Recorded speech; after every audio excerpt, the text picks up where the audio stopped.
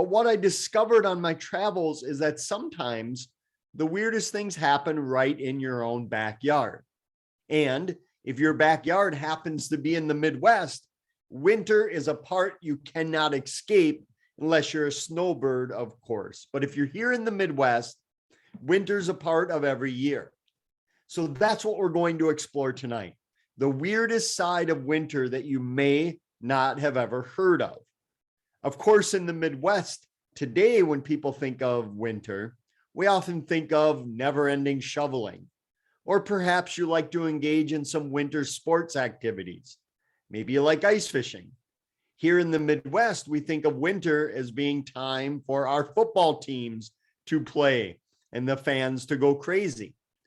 But I'm going to be talking about a different winter, a different side that's more based on folklore, customs, superstitions, rituals that make the darkest days of the year the weirdest and strangest days of the year. So for the next 45, 50 minutes, that's what we're going to focus on. And I think today, wrongly, people believe that the weirdest season is that of the Halloween season. And yes, All Hallows Eve does have a lot of unique and scary traditions and rituals. But after seeing the program tonight and hearing all about witches, werewolves, trolls, and other things, I think you'll find that Halloween cannot hold a jack-o'-lantern candle to that of the Christmas season and the winter months. The reason being is it's the darkest time of the year. Our ancestors literally did not know whether the crop would come back the next season, the livestock would produce, or if they would even survive the darkest days when everything was dead and things were pitch black for longer and longer and longer. Starting with the winter solstice. Of course, most people know of the solstice as being the longest night of the year or the shortest day. But it was also feared to be one of those nights when things could come back from the other side and come after you. And it was thought that this was a time you had to protect yourself during the solstice so you would not be attacked by these strange things, which is why most people advised for you to have a fire going in your fireplace the entire night of the winter solstice, not only to bring light into the dark days, but to keep away evil and weird spirits that were thought to be lurking everywhere in the never-ending darkness. Of course, the hearth was the most important part of your home as well. You would heat your home from it, you'd cook by it, but it was also the place where it was said the little people would congregate as they came into your home around the world during the winter months. Whether you called them the gnomes, the fairies, the goblins, the trolls, the sprites, the hidden people, the good folk, they would come around your fireplace. And if you left out an offering, whether it was some spirits, tobacco, some baked goods, some treats, some cream, they would help out. They would sweep up. They would help tend to the animals on the farm and make sure the crops did well as they came into your home during the winter months, and you wouldn't even know they were there. However, if you failed to leave an offering for these little people, they would curse you. You might find that your livestock didn't produce, your crops failed, or all of a sudden you became clumsy, tripping over things, getting into a lot of accidents, when in actuality, it was the little people tripping you. Throughout the world, they believed these creatures came during the winter months, including the Nissa, the Tomten, the Yule Lads, even though the Yule Lads were more mischievous than they were deadly. The same cannot be said for their pet, the old Yule cat, which would prowl the countryside, peeking into windows, making sure that children were not in tattered clothing, and the cat would attack if they were. And in the old days, our ancestors lived in times when entertainment possibilities are not like they are today, which is why this is the season that was most popular to tell ghost stories around the fire at night as a source of entertainment. This was the time to tell the scariest and spookiest stories. Most people wrongly believe that All Hallows Eve and Halloween was the time, but it was actually in the winter. Remember, the most famous Christmas story of all time is actually a ghost story, as Marley and the three ghosts of Christmas visit Scrooge during the evening. One of my favorite traditions of telling ghost stories around the fire was the belief in the old days that if you were sitting around the fire and you could not see your shadow cast on the wall, it meant you were going to die in the next 12 months. I can imagine families scrambling to make sure everyone had a shadow cast upon the walls as they were telling old Christmas ghost stories. The tradition of telling Victorian ghost stories has really made a revival in the US in recent times. There are numerous books of old Victorian creepy stories that you can purchase and read during the Christmas months, the winter months as well. And if you don't have a ghost story to tell, here's one for you. It involves the ship called the Rouse Simmons. It was piloted by a gentleman dubbed Captain Santa. The reason being is that for decades, he would take this ship, known as the Christmas tree ship, and sail from Chicago up Lake Michigan to the Northwoods of Wisconsin and the UP of Michigan, and load up with freshly cut Christmas trees, and then sail back to the Chicagoland area and sell the trees right off of his ship. He was dubbed Captain Santa because it was said that even if you didn't have enough money, you would leave his ship with a Christmas tree. This ended for Captain Santa, though, in 1912, when he was up in the north of Lake Michigan. Rats were scurrying off the ship. Terrible, treacherous weather. People told him not to go. He had loaded the ship up with as many trees as he could, and he said, I have to. The people of the Chicagoland area need their Christmas. So he set off on the lake, and the crew and the ship were never seen or heard from again. Well, not exactly. You see, in 1971, divers did find the ship at the bottom of Lake Michigan.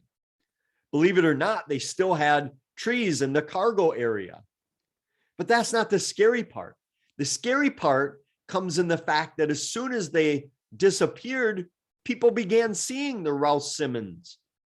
They swore it was a real ship, even up to this day. When people glimpse at it, they think it's a ship from the 18 or early 1900s, only to have it vanish right into thin air as though it's some Christmas tree ghost ship prowling Lake Michigan, even from its watery grave.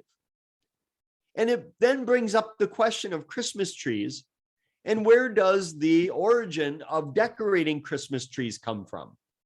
Well, obviously, for many, many years, people have adorned trees outside.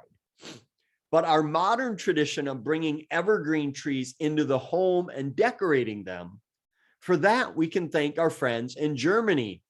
They would bring the trees in, decorate them with fruit, candies, presents, and live candles lit on the tree. Yes, fire hazard, but those were the days. Eventually, it spread to England. And thanks in part to Prince Albert, who was German, who brought a tree to the castle in the 1840s, it spread through Victorian England, and then, of course, followed here in the United States as well.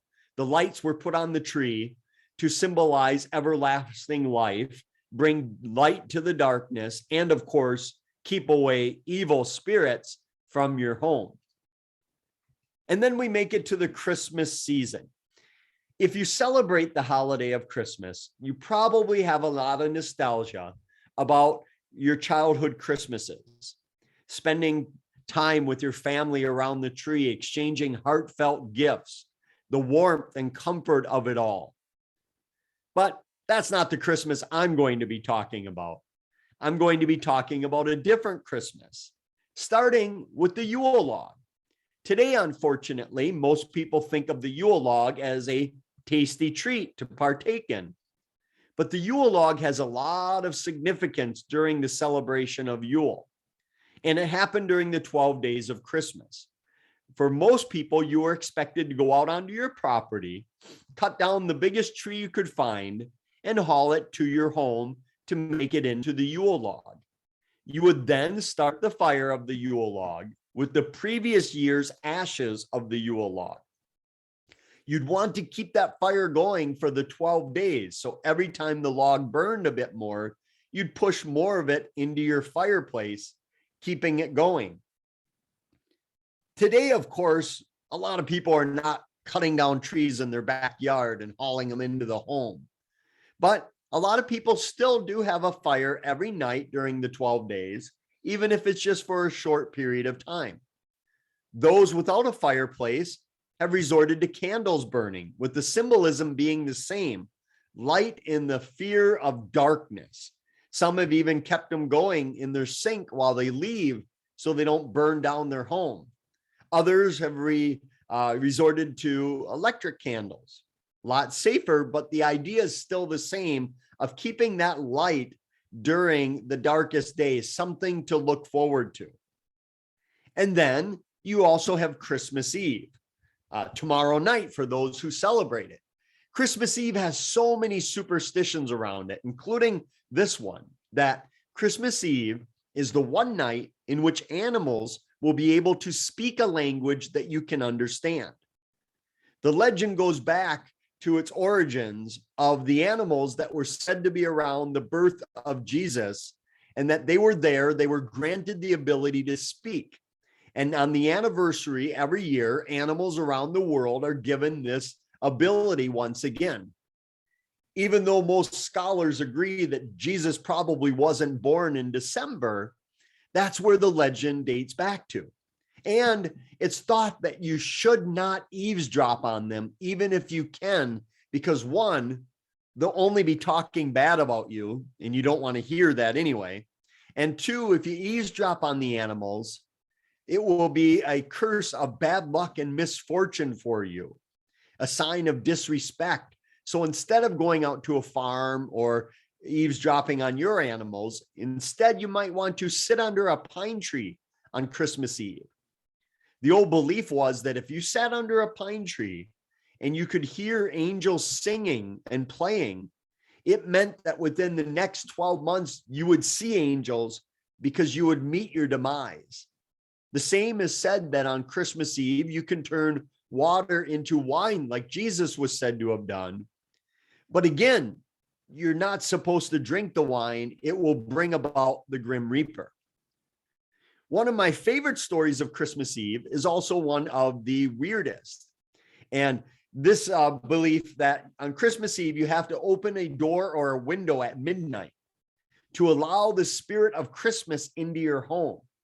If you don't celebrate Christmas, you can still open up the window to allow the spirit of the season into your home. As I mentioned earlier, Christmas Eve is the most popular time to tell ghost stories around the home because it's the one night where it is said that ghosts cannot come back and get you, that you were free to tell as many ghost stories because they were unable to come and get you. Or what about this super weird tradition that on Christmas Eve, bees will sing Christmas carols? Now, I don't know if they're buzzing them or humming them or actually singing them, but that's the folklore. In the Midwest, it's even hard to find bees in the middle of winter on Christmas Eve. I like to think that they're buzzing Christmas carols because they want all of us to be merry. Get out of here. That's terrible. All right, let's move on. So bees sing Christmas carols. What about people singing Christmas carols? Most people believe that caroling was done to celebrate the community, to bring comfort and joy to your neighbor, a sense of goodwill and camaraderie within the village and the town. And indeed, it was done for those reasons, but it was also done to ward off evil spirits, which is why some of the earliest carolers would bring pots and pans with them, making as much noise as they could as they moved throughout the orchards or through the villages throughout the world, trying to shake off all of the weird spirits. It's the same reason we bring in the evergreens into our home during this season, the ivy, the holly, the mistletoe. Not only were they seen as symbolisms of everlasting life because they didn't die during the winter like everything else, they were also seen as symbols of fertility, which in the case of mistletoe has greatly contributed to our ritual of kissing under the mistletoe because it was seen as a bout of fertility. It's also with the green plant and the bright red berries of these plants that contributed to us seeing Christmas as red and green of our traditional colors. It was also thought the prickliness of the plants would ward off creatures, including witches. Our ancestors, it's hard to overstate how fearful they were of witch stories, which is why they would often place a horseshoe over the entrance of their building, over the door. They would place it like this, which many people would consider upside down. And it was placed there to ward off evil from coming into your home. If you put your horseshoe like mine at my fence this way, that was meant to bring good luck, as all the luck would fall into the horseshoe and stay there. But if you had it upside down, if you will, all the luck would fall out, but you'd be protected. So you need to ask yourself, do you need more good luck, or do you want protection from witches and spirits? And then put it whatever way works best for you. It was also advised that you should always exit through the same door you came into a building from. That way you would not take the good luck or the bad luck of the building with you, that you'd always enter and exit the same exact door, leaving behind the place exactly as it was before you got there. And then we get to the most iconic part of the Christmas season. Santa Claus himself, old jolly Saint Nick, Kris Kringle himself out there. Today, this is how we view Santa, with the traditional red, the white, the plump belly. But in the old days, many people saw him more as a jolly little elf. Over in Europe, he often would wear green with white trim. Other countries, he wore blue with the trim. Predating both of these, he would wear animal skins as he made his way from house to house. Over the years, Santa even gave up smoking his pipe that he was so fond of, as he knew that it was just too bad for his health. And that's how we view Santa today, the red and white trim. Many people think wrongly that this was because of the Coca-Cola company, when in fact, during the 1930s, Coca-Cola was trying to boost winter sales that would fall off from the hot months into the winter. So they hired an illustrator to come up with a campaign, who happened to see the nice tie between Santa's colors and Coca-Cola. And that was used for the campaign, and the two have been hooked ever since, even though Santa was wearing red and white long before Coca-Cola Company came into existence.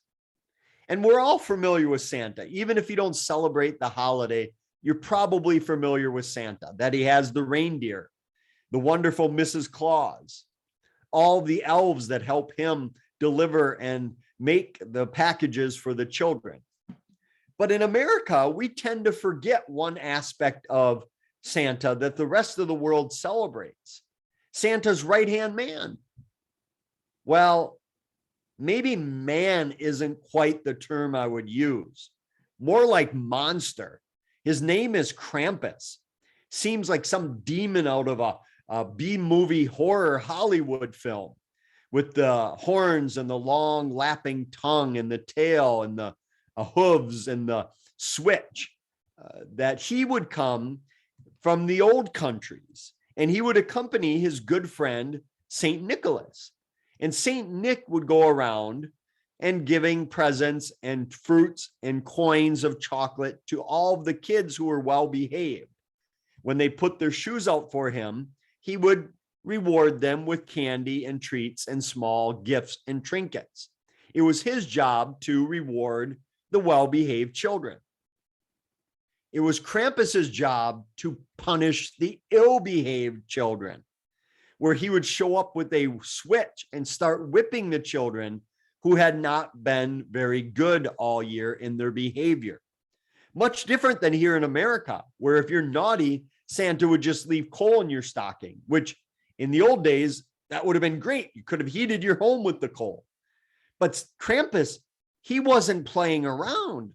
He not only would whip children, it was said that if they were really ill-behaved, he would put them in his bucket and take them off, and they would never be seen or heard from again as he took them to his lair. Believe it or not, many cultures would send each other Christmas and holiday cards saying, "Greetings from Krampus," with a picture on the postcard depicting Krampus abusing a child. It's a tradition that I continue to this very day. Here's one of the Christmas cards I sent out to my friends and family who are probably not very happy to receive it. We celebrate Krampus night on the evening of December 5th into December 6th. So the good news is you're still all here. You made it. The bad news is that only gives you less than 1 year to get your behavior together, so you do not end up on Krampus's naughty list. Throughout America, many towns celebrate Krampus night with festivals where people dressed as Krampus will come out and whip people on a parade route. One of the largest happens in Milwaukee, Wisconsin every year, where they have dozens of the Krampus creature roaming the streets, whipping people, and then celebrating at a beer hall after the festival. But Krampus isn't the only odd creature to be stirring about in the winter months. If you lived out on the East Coast with the Pennsylvania Dutch, you would believe in Belsnickel, a very similar creature to Krampus. He would show up with a switch and whip naughty children, but he often would show up prior to Christmas as an early warning system. I can just imagine parents tucking their children in at night when they hear rustling outside, telling the child, "Oh, that sounds like Belsnickel coming to check on your behavior." Probably had positive effects on behavior, although it probably scarred them for life. But that was the story of Belsnickel showing up in shabby clothing with a distinct gait and walk as he made his way from village to village. And don't worry, the guys don't have all the fun. We will get to this Christmas witch a little bit later in the program. Today, you probably have heard from a lot of people that there's a war on Christmas. And if you hear from people that there's a war on Christmas, tell them they're right. They're just about 400 years too late. The Puritans, the religious Puritans, canceled Christmas, outlawed it in the 1600s. They believed it had too many pagan roots to it, that it should not be celebrated. Of course, for a lot of people, luckily this changed. But if you hear people talking about the war, they're about 400 years too late. And today, a lot of people say, "Ah, humbug.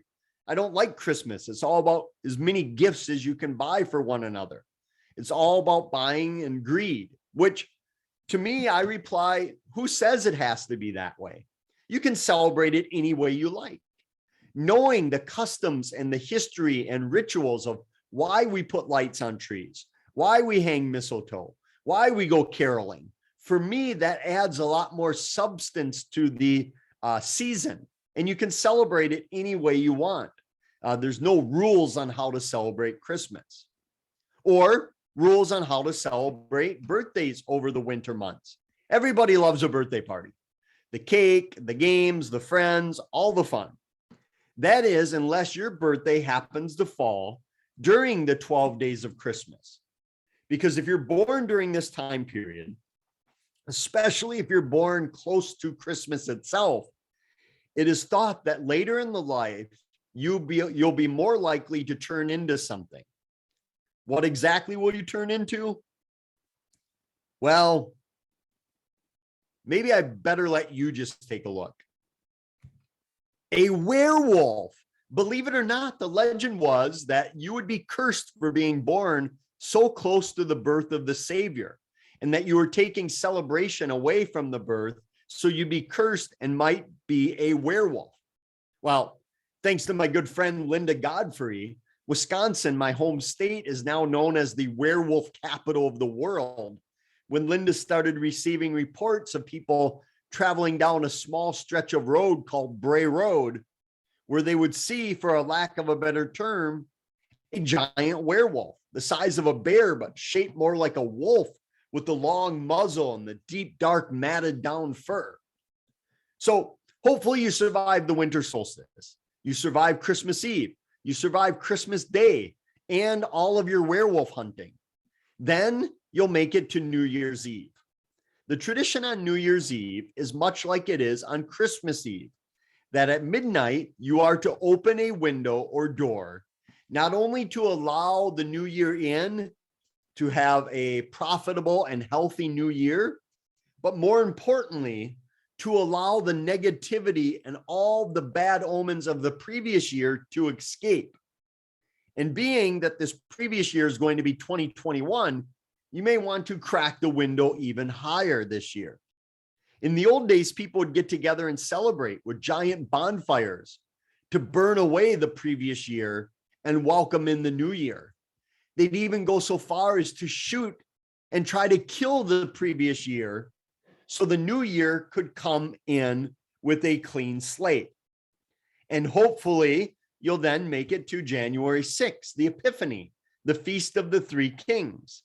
This is the night when the Christmas witch, La Befana, makes her appearance. And we have our Italian friends to thank for this tradition, where she'll show up much like Santa through the chimney, which is why she's covered in coal dust and soot, and bring toys for the good children. For the naughty children, much like Santa, she'll leave a stocking full of coal. Maybe the two got together and collaborated on the coal. I don't know. But the tradition is that if you're good, she will sweep up around your house and clean up. But even if you're good, it is advised that you don't look at her while she's there. You should be sleeping. Because if you do look at her, it is said she will attack you with her broom. It's also January 6th when all your Halloween holiday decorations have to be removed. That otherwise you'll be cursed with bad luck and mishap and misfortune. You can move them outside, keep your Christmas tree out all year if you want, but it has to be removed from your home with the decorations. All good things must come to an end.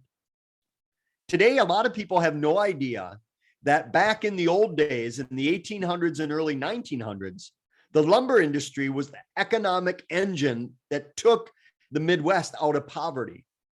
And most of the lumber cutting was done during the winter months for several reasons. One, obviously, you didn't have to contend with the giant mosquitoes and the wood ticks and other things.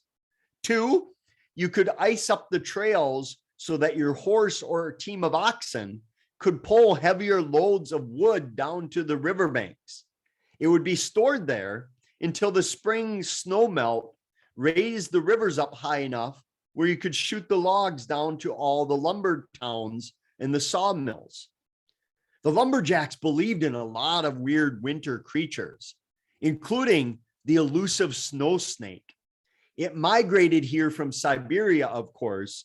It was pure white. It hibernated all year long. It would only come out after the first snowfall because then it would be camouflaged and it would attack any unsuspecting lumberjacks or hikers in the woods.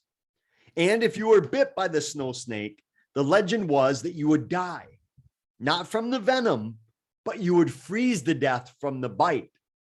But don't worry, there's an antidote. There's a cure. You're safe. Because if you're bit from the snow snake, the one way to cure yourself is through whiskey. How much whiskey? Well, the old newspaper said that by the time you were falling off your bar stool, you were probably safe from a bite from a snow snake. And without a doubt, the most famous lumberjack of all time was that of Paul Bunyan. Now, here in Wisconsin, we like to claim that we are the birthplace of Paul Bunyan. But before we get too excited, so do the states of Minnesota, Vermont, California, even the crazy Canucks in Canada claim to be the home of Paul Bunyan. And everybody knows about Paul and his friend, Babe the Blue Ox. But no one seems to know how Paul met Babe the Blue Ox. And they met during the winter. Actually, more specifically, they met during the winter of the blue snow. There was blue snow in the Midwest because the weather was so terrible that people were cursing a blue streak so long that it turned all the snow in the Midwest blue. They actually recorded it as having 2 winters that season because that's how terrible it was. It was so cold that winter. What's that? How cold was it? It was so cold that fish grew fur to stay warm in the lakes and the rivers.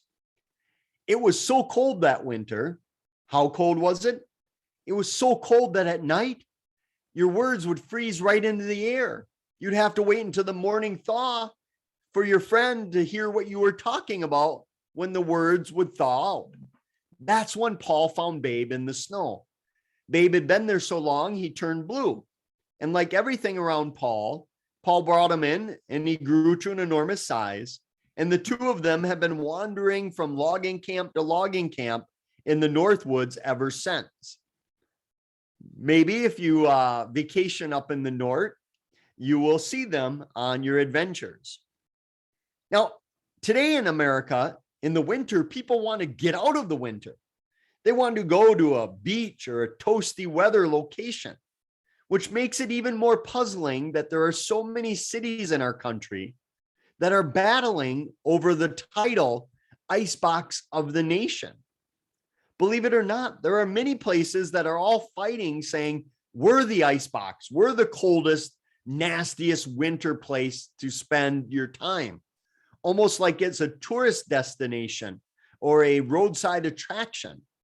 Although most people do recognize International Falls, Minnesota as being the icebox of the nation. In the old days, even dying was hard in the winter. Well, not the dying part, but the being buried. It wasn't like it is today where they could bring a backhoe in the winter and dig your grave and give you a proper service. Back then, if you died, they would put you in the old receiving vaults or holding vaults. These were usually indented into a hill by the cemetery where they would keep you frozen until the spring thaw would come and you could be given a proper burial. I wish I would have known this next fact when I was a kid, but there are many things you can do to bring about snow to your community, especially if you want to create a snow day or a school closing. There are things you can do to bring snow about, including sleeping with a spoon under your pillow. That will bring snow to your community, according to folklore. Or wearing your pajamas inside out and backwards, like it was some sort of baseball rally cap worn to bring snow. Or throwing ice cubes into your toilet, 1 for every inch of snow that you'd like to bring about, or 1 for the number of snowstorms that you'd like to hit your community. And if you have a keen eye, you can predict signs that you're going to have a hard winter, but they're pretty tricky. For instance, if you see that caterpillars are extra bushy, it means a bad winter's coming. Or if squirrels have extra bushy tails, or the thickness of the husk of the corn, or the amount of hair on a cow's face, all foretell bad weather on the horizon. But for most of us, we're not going to be able to tell whether the squirrels in our backyard have extra bushy tails or not. But here's a telltale sign that you will have a bad winter, and it's easy to tell this one. If you see 2 woodpeckers in the same tree, the old folklore belief was that a bad winter is on its way.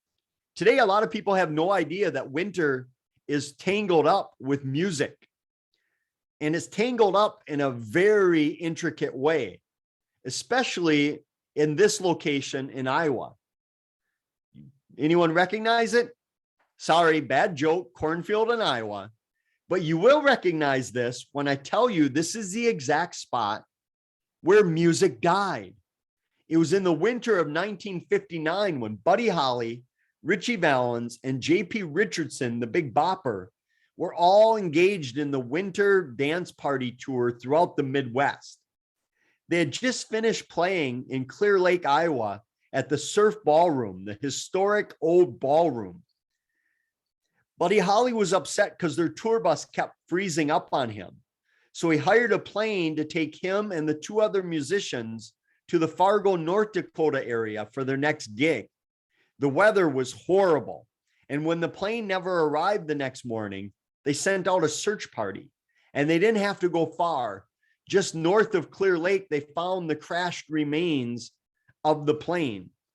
All three of the artists and the young pilot, unfortunately, met their fate there. A few years later, they put a makeshift memorial for the artist up. If you follow this trail about a quarter mile, you'll come to the spot where they crashed, which is the reason of all the memorials there of people taking comfort and solace out there. And if you've never been to the Clear Lake Surf Ballroom, I highly recommend it, not only for its music history, but as a piece of Americana as well.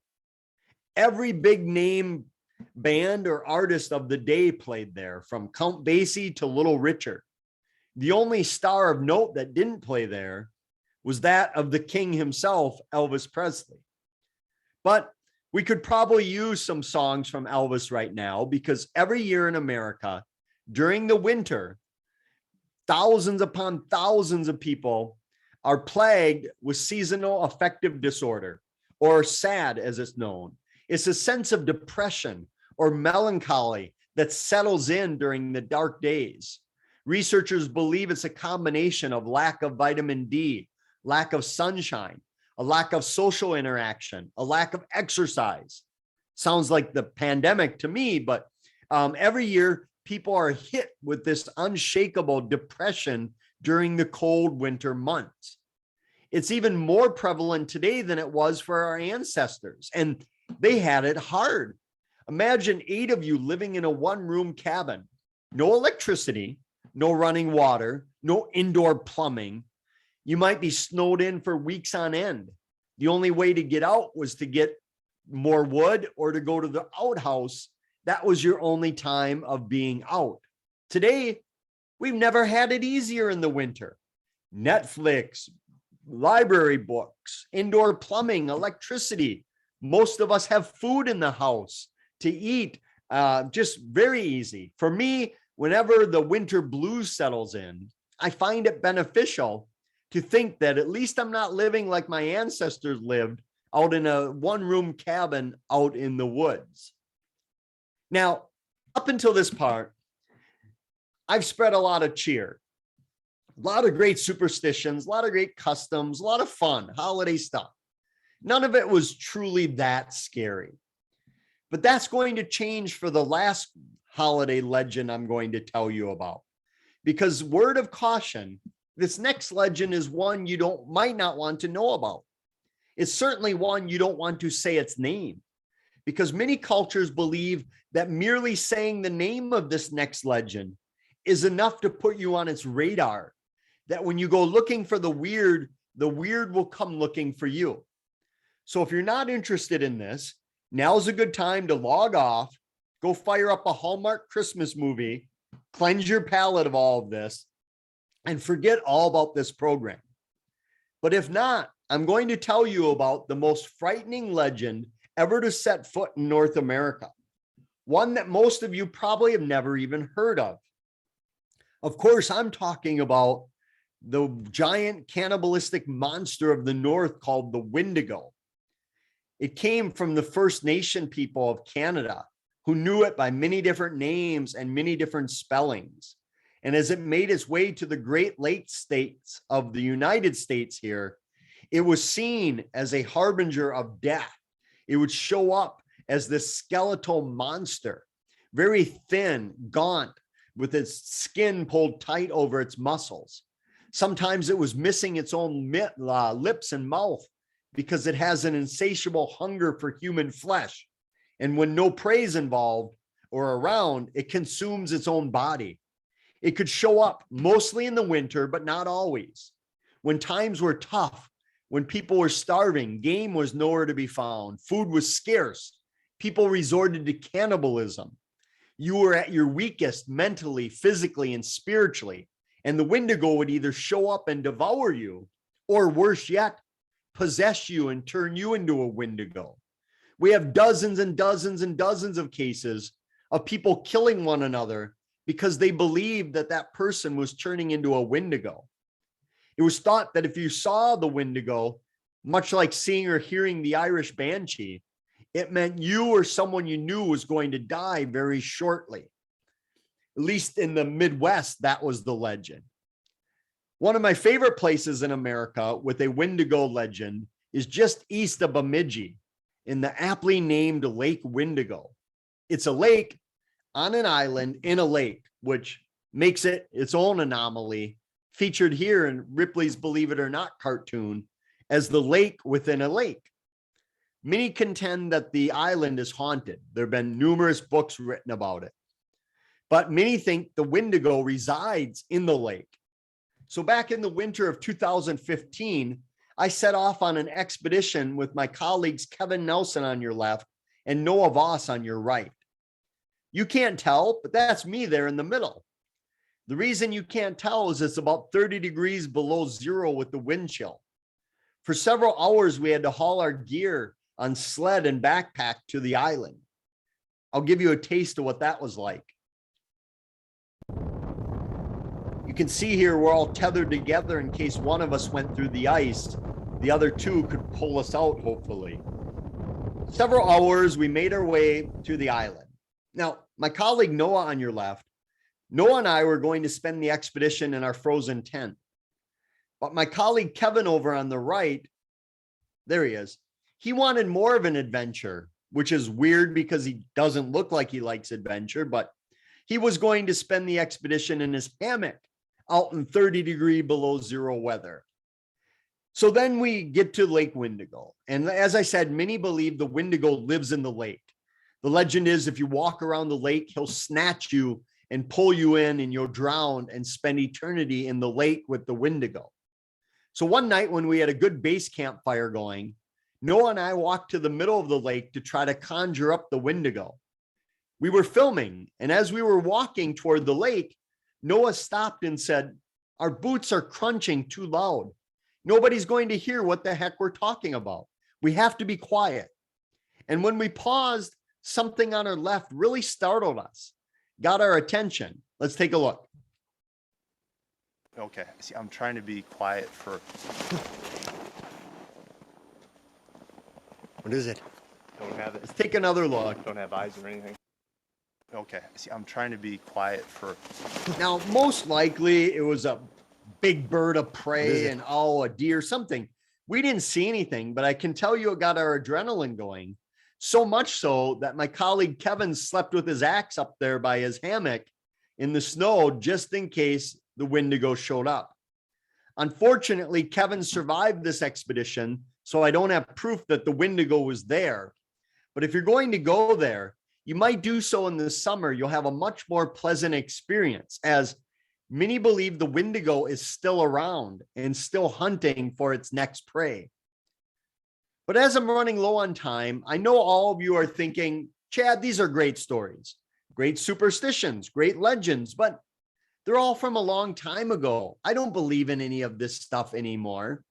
Well, as temperatures start to plummet and the snow starts to fall, and later this evening, when you go to put your head down on your pillows to go to bed, and you hear the wind howling outside your window, I want you to ask yourself, is it possible, just maybe, that wasn't the wind howling outside your window? And with that, I wanted to save the last 10 minutes or so that we have for any questions, comments, or stories that any of you might have. If you want more information, my website has more than you could want or need. But I hope your adventure doesn't end here. Grab one of my books, go on your own adventure. And when you do, I think you'll discover that the weirdest thing out there is often yourself. So with that, I want to thank the library again. I can't think of a time in American history in which the library has played a greater role than it does in today's world. With everything going on with the pandemic, politics, societal issues, libraries are the fabric that keep our communities together, a real treasure. So to celebrate, if you want to get any of my books, just type in the coupon code library on my site and you'll get a discount just because the library is so amazing. So with that, I'll stop sharing my screen. You can either throw questions in the chat room, or I think they'll let you unmute yourself, and hopefully you'll have some questions, comments, or stories. Otherwise, you let me off the hook way too easy tonight. Thank you so much, Chad. Because we don't have a ton of people, you are able to unmute yourselves now and ask Chad any questions. I have posted, we have Chad coming back on January 11th at 6:30 p.m. In the chat, I do have the link to register for that Zoom on our Eventbrite. It's just lumberjacklore.eventbrite.com. And so feel free to unmute and ask away.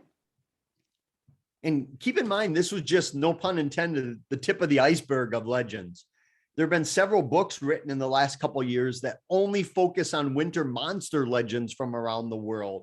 So these stories are always progressing and morphing. They're a living folklore, if you will. I did notice you mentioned a few more things this time than I saw last year. So I watched this program through another library last year. I noticed Chad's love for libraries, and we appreciate that very much. And I thought it'd be really fun to bring to our patrons here, which is why I wanted him to do it. And I really noticed you've had some additions, and I can tell you're constantly researching and updating. And so I know I appreciate that. Thank you. And I've been digging through the old Farmer's Almanac, a great source for weather lore of all the traditions. When you think of, in 1900, 50% of the country was involved in farming. Today, it's less than 1%. So a lot more people were curious about weather, and their livelihood and lives depended on weather. So they were more in tune, and some of them are really weird, the sayings and that, but I've been digging through a lot of history, finding these old folklore and traditions that most of the immigrants brought over with them from the old countries, the non-native legends like the Windigo, of course, but everything else seems to be, that were brought here from immigrants. Wonderful. We did have Tom asking if there are any legends or lore from South America. Yes, a ton. A lot of creatures, Central and South America. One of my favorite creatures is the Tata Duende, who's a diminutive creature that has backwards feet, pointed feet, and he's a protector of their jungle down there. And he'll lure people into the woods that are not respecting the jungle and take them to his cave, and they'll never be seen from again. And everywhere I went in Central America looking for him, people would say, "What are you doing? Don't go looking for this thing. We try to stay away from it. Crazy American, what are you doing?" So a lot of cultures around the world, they believe in these things with a greater sense of seriousness than we do here in America, where for us, it's fun, it's folklore, it's legends. We have Bigfoot eating, beef jerky on our commercials, but in other countries, some of the old traditions still hold. And they're making a comeback, a resurgence here in America, where I was just at my local bookstore last week, and they had a ton of these little small $7 one story for Christmas Eve, a ghost story. And the old Victorian ghost stories are, they're not graphic, they're not gory, they're a psychological scare. And they're meant just to sit down with your family in, a half hour or so and read a ghost story on Christmas Eve. And with Krampus, Krampus is in popular culture today more than, in some aspects, anything else.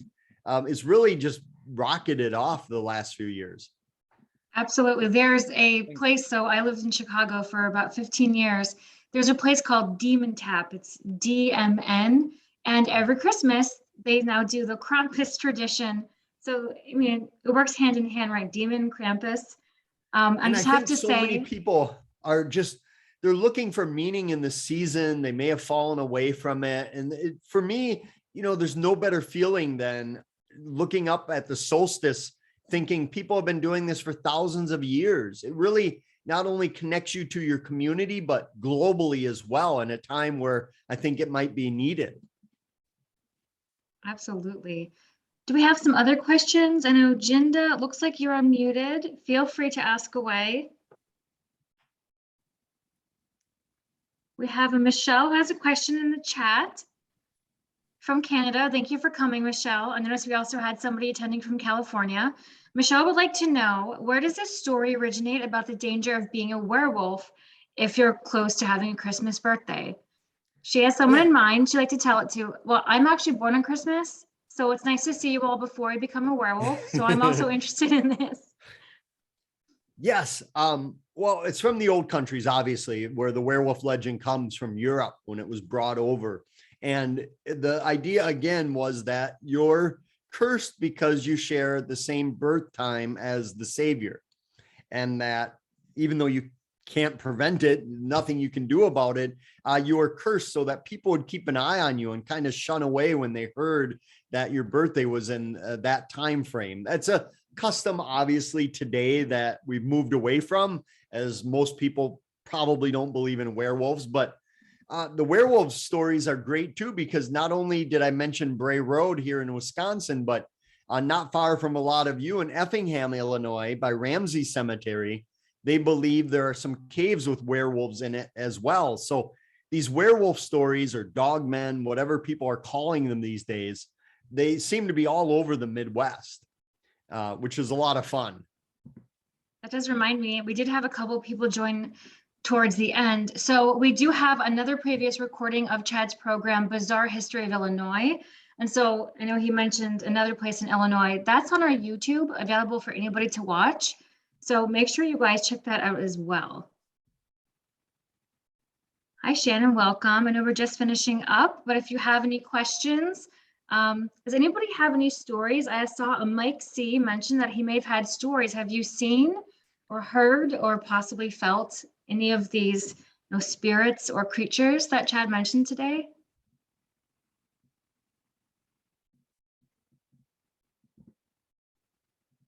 It looks like a no, and I'd say that's a good thing, except for your poor friend.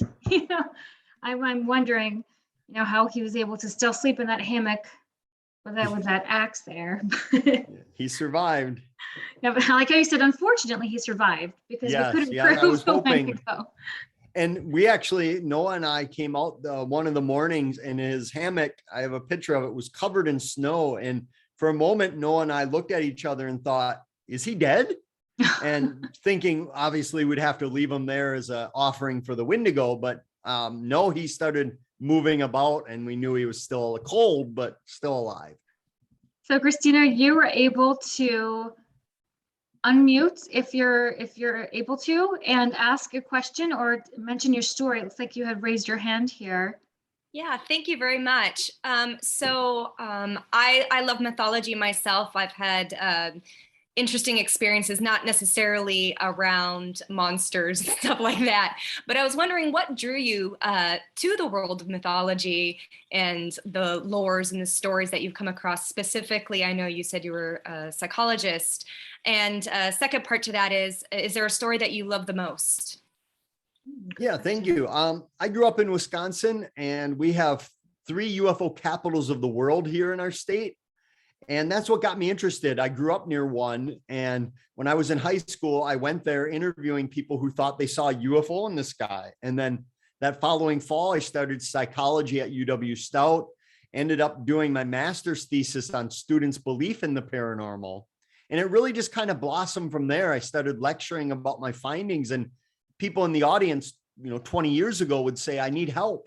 I think my home's haunted, or I saw some creature in the woods. Can you help me? So it really just kind of went from there. And one of my favorites are sea serpents. I love legends of sea serpents because in the old days, there were so many legends of lakes, rivers, and streams being inhabited by like Loch Ness monster type things. And we even have one on the Mississippi River here in Wisconsin on Lake Pepin, where there's a $50,000 reward being offered for its capture. It's called Pepe, the lake monster of Lake Pepin. So I love those because even if you don't believe in sea serpents, that when you're swimming in some of these places, and a branch or seaweed brushes up against your leg, you're going to your mind's going to conjure up images of this creature grabbing you. And that's half the fun for me, is getting scared, which if you go to these places and you're not getting scared, you're not trying hard enough. I love that. That's a really good question, Christina's. Anybody else have any further questions? I'll also send a follow-up email with a link to the Midwest Lumberjacks event and Chad's website, as long as the library code for a discount on his books. Chad, do you do any author tours for your books? Non-pandemic times, yes. In the usually pre-COVID live in person, I do about 200 a year through the Midwest, mostly at universities, libraries, historical societies, and the like. And because I focus so heavily on the Midwest, that's where I like to stay. But I've done books on California, New York, and the like. But yes. Wonderful. Thank you so much, everyone, for joining. Looks like there's no further questions. This was fun. I hope I'll see most of you again on the 11th. Have a wonderful holiday and new year. And thank you. Take care, everyone. Thank you, Chad. Bye, everybody.